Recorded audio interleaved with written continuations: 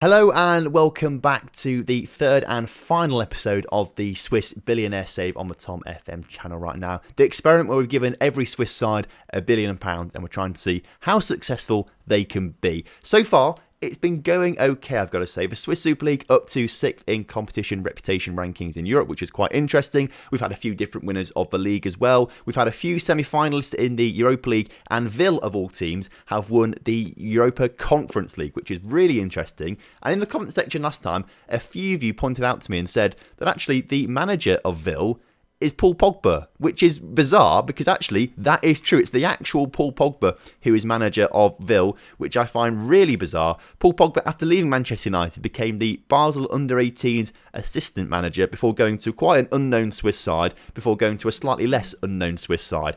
It seems bonkers to me, but that's the situation we're in right now in this alternative universe. He's not the only bizarre manager, though, in this particular save file. Rafael Guerreiro is the manager of Luzern in the Swiss Super League. Virgil van Dijk is manager of Lugano. James Rodriguez is manager of Zamax. Quincy Promes is manager of St. Gallen. Ricardo Ferreira is manager of Stade Luzern. Inzaghi, who is the current Lazio manager, is in charge of Thun. And in charge of Young Boys is Mehmet Topal. There's really weird managers in this at the moment. Anyway, at the very end of last episode, I said to you I'm going to give the clubs an extra £1 billion and leave my computer running overnight to sort of simulate ages into the future, and we'll see what happens. And I did that, although I did it once and I realised I've not given these clubs much money at all. So I looked at what happened and I thought, well, this is quite interesting. We've had some quite a bit of success. I'll go back, I'll give those clubs the extra £1 billion, and then I'll simulate again overnight, and hopefully we'll have even better results. So that's what I did. So technically,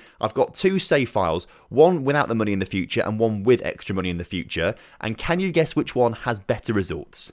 That's right, it's the save file where I didn't give the clubs any extra money. It seems really weird, but that is exactly what has happened. Both these save files are going to be available to anyone who subscribes to the Patreon at any level. So if you're not a member of the Patreon yet, now is a fantastic time to get involved. Get on the Patreon and get your hands on these save files. If you want to just explore the saves or start your own save within those, if you want to start in 2070 in the future where Young Boys are like the best team in the world or something like that, then you can do that. There'll be a link in the description and top of the screen right now if you want to go and check out the Patreon, which would be fantastic if you could do. I'd massively appreciate it. Very quickly, what I'll do is I'll show you the one where I added an extra £1 billion, just to show you quite what happened, because it wasn't really that interesting or fascinating, really. So I'll show you that very quickly before we get into the save where I didn't give them any extra money, and it was a lot more interesting. So the year is 2081. We've gone 62 seasons into the future since the very first year of this experiment, and quite frankly, not a huge amount has happened. 5th in European competition rankings, was as low as 6th a couple of seasons ago, which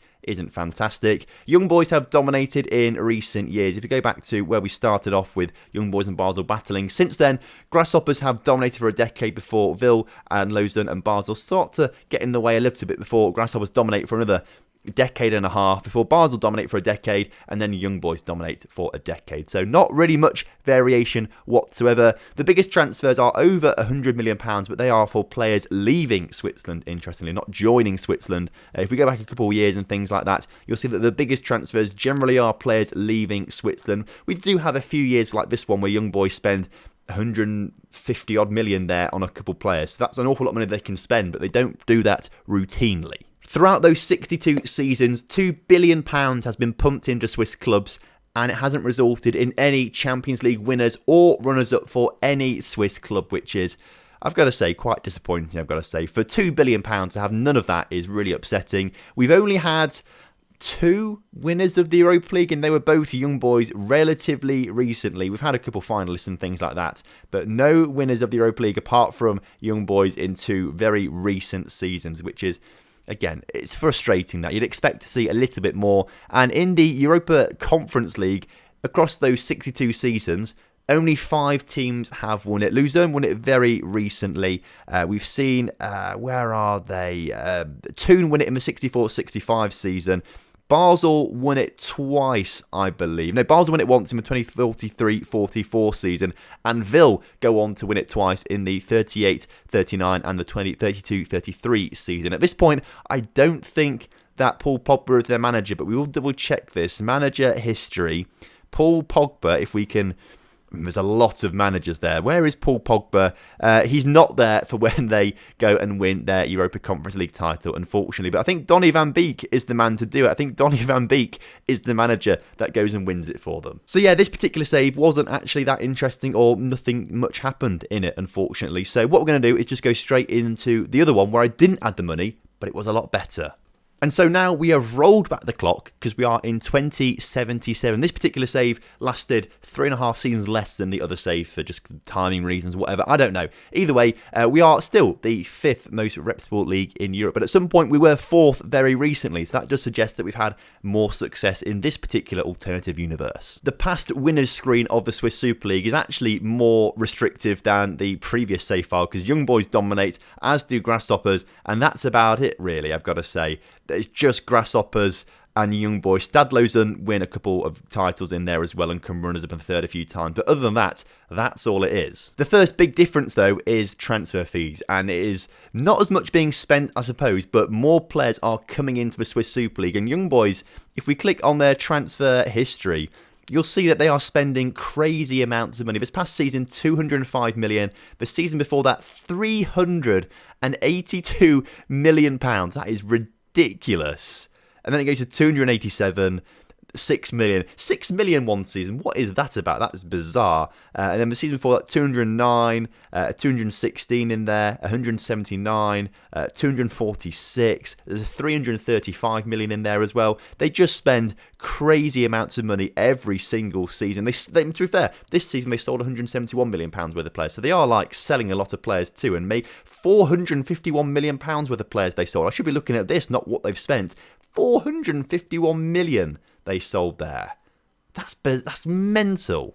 And looking at it, yes, that 451 that they sold is this massive spike here. So that seems to be the most that they either spent or sold in a single season. Grasshoppers are happy to spend the money as well, although they haven't spent quite as much in recent years. Their heydays were right up here, but this past season we did spend £253 million. So Grasshoppers also spending stupid sums of money. Now, if we start this time in the Europa Conference League, we actually only have 4 winners of the Conference League this time around rather than the 5 that we had before, but we have so many finalists. So we last saw Ville win the cup in 2032-33 season. Since then, teams like Thun, Lausanne, Basel, they get to the finals, but they lose the finals, unfortunately. St. Gallen have lost a couple in there as well. So plenty of teams reaching these finals. We don't see another winner until Basel win it in the 2059-60 season after coming runners-up a fair few times. Villa have done that as well, runners-up again at some point. Basel then win it for a second time in the 63-64 season before Ville win it in the 69-70 season once again. So they're the 4 winners, only 2 teams, but they won it twice each.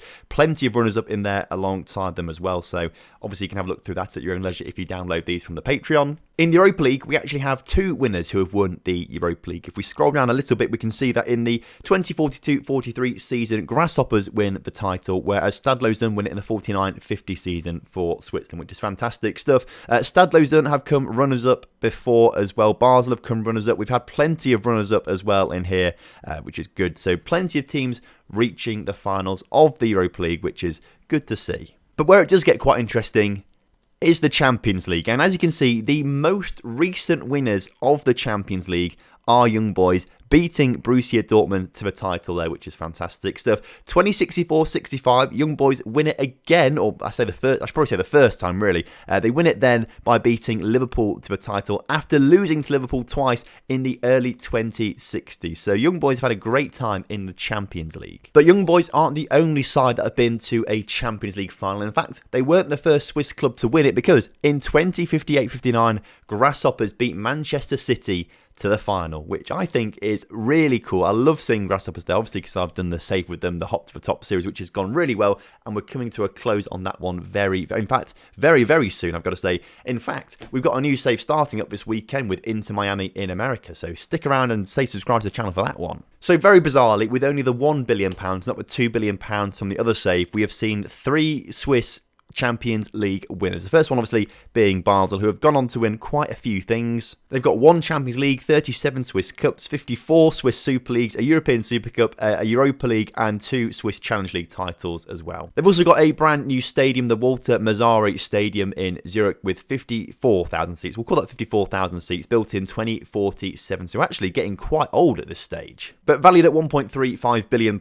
with worldwide reputation, massively good finances and training facilities. They look to be one of the best clubs in all of Europe. But slightly more impressive are Young Boys, with their 2 Champions League, only 29 Swiss Cups and 36 Swiss Super Leagues. They've won a European Super Cup and a Swiss Challenge Cup as well, but they're valued at £2 billion. They're in the Club World Championship as well, which hopefully they'll go on to win at some point. They've got excellent training facilities and state-of-the-art facilities, worldwide reputation. They are a force to be reckoned with. They also have a brand new stadium built in 2074 with 78,500 seats in it. It obviously means that they are a very well-supported club. If we quickly flick over to this screen, we can see that they pretty much sell it out, I've got to say. Most weeks sell it out. Some games they get less than 70,000, but for a lot of the time, they seem to be selling the stadium out. In terms of European club coefficients, Young Boys and Grasshoppers are rated at the 9th and 10th best clubs in Europe, although given that Young Boys have just won the Champions League next season, I'm sure that'll rocket up. Actually, if we look at the actual coefficient, we can see they've got a coefficient of 119, which means that they are going to increase their ranking up to 6th ahead of Bayern Munich and Liverpool and PSG, so fair play, Young Boys. Okay, so what I have just seen, and I think is really, really, really bizarre, if I had just gone to nation club coefficients, Liechtenstein third. What's ahead of Switzerland? What has gone on here? Why are Liechtenstein so good? Now, the only thing I can think of is Vaduz. Have Vaduz done something good here? Vaduz, 4th in the Swiss Super League, their schedule, how have they got on? They got knocked out of the quarterfinals of the Europa Conference League. So why does that? So why are Liechtenstein third in European club coefficients? That seems really bizarre. It's jumped up massively. Look at that. It's jumped. Well, saying that, actually, Spain's was worse off before. I don't quite understand what's gone on with Liechtenstein and it has to be Vaduz, because if we go into clubs, literally no clubs there. But I know Vaduz are based in Liechtenstein, technically speaking. They've won 101 Liechtensteiner Cups. They've not gone on to win anything in Europe, so I'm not entirely sure what's gone on. The season before, they got to the Euro Cup 2, the Europa Conference League, second knockout round. I'm very confused as to why. If you can work this one out, let me know, because I'm clueless. This has to be a bug, because Liechtenstein here are third, but they only get 1 qualifying place for the Europa Conference League in the first qualifying. That has to be a bug, surely.